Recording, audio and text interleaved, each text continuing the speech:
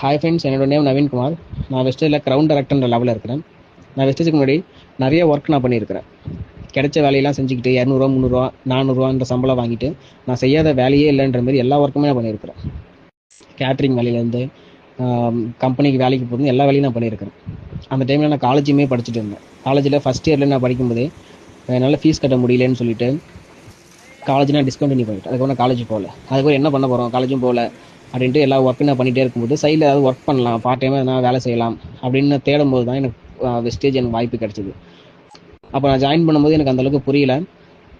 அப்புறம் daily மீட்டிங்லாம் attend பண்ணி work பண்ண ஸ்டார்ட் பண்ணேன். பர்ச்சேஸ் பண்ணி ஒர்க் பண்ண ஸ்டார்ட் பண்ணேன். நான் 2021 ஆகஸ்ட்டில் ஜாயின் பண்ணேன். ஃபஸ்ட்டு மந்த் இன்கம் எனக்கு 44 ரூபா நான் வாங்கினேன். இப்போ 44 ரூபா இன்கம் பார்த்ததுக்கப்புறம் இப்படி ஸ்டார்டிங் இப்படி தான் இருக்கணும் போது என் ஃப்ரெண்ட்ஸ் எல்லாரும் இன்வைட் பண்ணி எல்லாம் நெகட்டிவாக தான் சொன்னாங்க.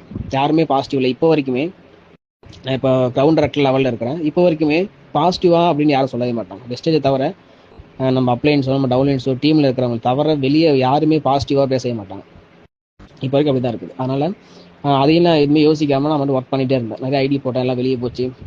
அது கொஞ்சம் கொஞ்சமாக நான் வந்து 7th மந்தில் பிரான்ஸ் அச்சீவ் பண்ணேன். அதுக்கப்புறம் லாஸ்ட்டு மார்ச் மந்தில் நான் க்ரௌண்ட் டைரக்டர் லெவலில் அச்சீவ் பண்ணிட்டேன். நான் ஜாயின் பண்ணி 3.5 இயர்ஸ் மேலே ஆகுது. 4 இயர்ஸ் ஆக போகுது. இப்போ நான் க்ரௌண்ட் டைரக்டர் லெவலில் அச்சீவ் பண்ணிட்டேன். என்னோட ஹையஸ்ட் இன்கம் 1,29,000 ரூபா.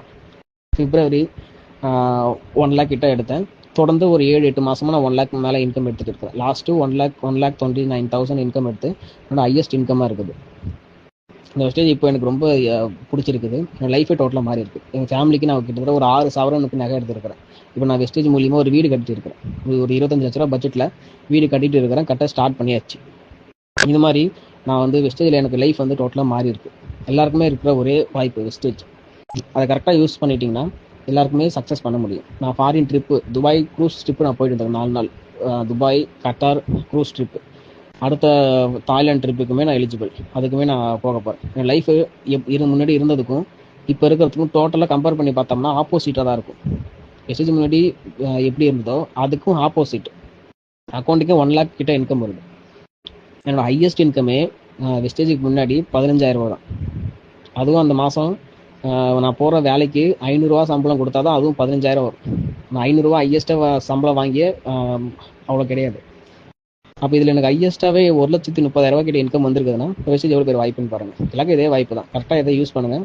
எல்லாருமே சக்ஸஸ் பண்ண முடியும். தேங்க்யூ விஷயம்.